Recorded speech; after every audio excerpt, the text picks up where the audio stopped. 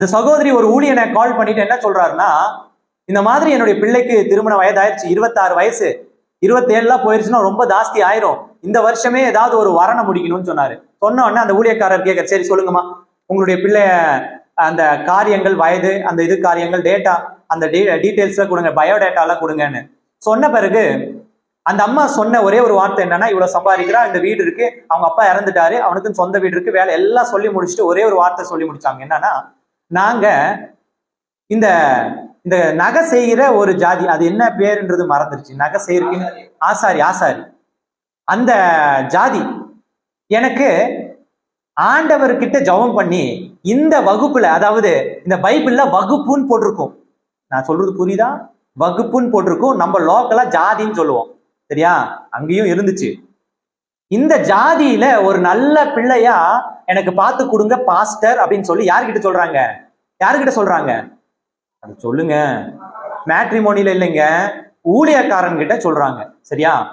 இப்போ இந்த ஊழியக்காரனுக்கு வேற வழி இல்லை, ஏன்னா நல்ல வரங்களுடைய கிருபையுடைய ஒரு சகோதரி, வீட்டுல வேற செத்து போயிருக்காங்க, அவங்களுக்கு வேற ஆள் இல்லை, ஊழியக்காரன் தான் வழி நடத்தணும்.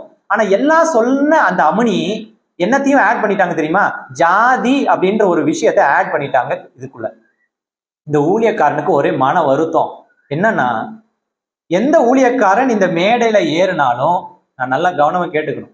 நான் ஆல்ரெடி இந்த ஜபத்தை தொடங்கும் போதே ஐ எம் நாட் அஃபெண்டிங் எனிபடின்னு சொல்லிட்டேன், நான் யாரையும் பேசுறது இல்லைன்னு சொல்லிட்டேன்.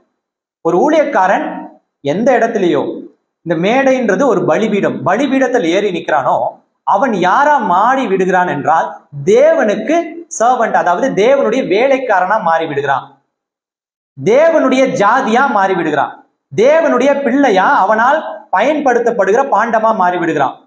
இப்ப தேவனுடைய ஜாதி, தேவனுடைய கைப்பாவை, தேவனுடைய வேலைக்காரன் என்றால் தேவனுடைய ஜாதி என்னமோ அதுதான் உன் ஜாதியாவும் இருக்கணும், சரியா.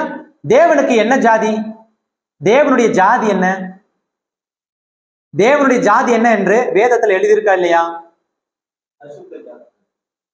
பரிசுத்தர், பரிசுத்தர், பரிசுத்தர் என்று எழுதுன்னு எழுதியிருக்கு. என்ன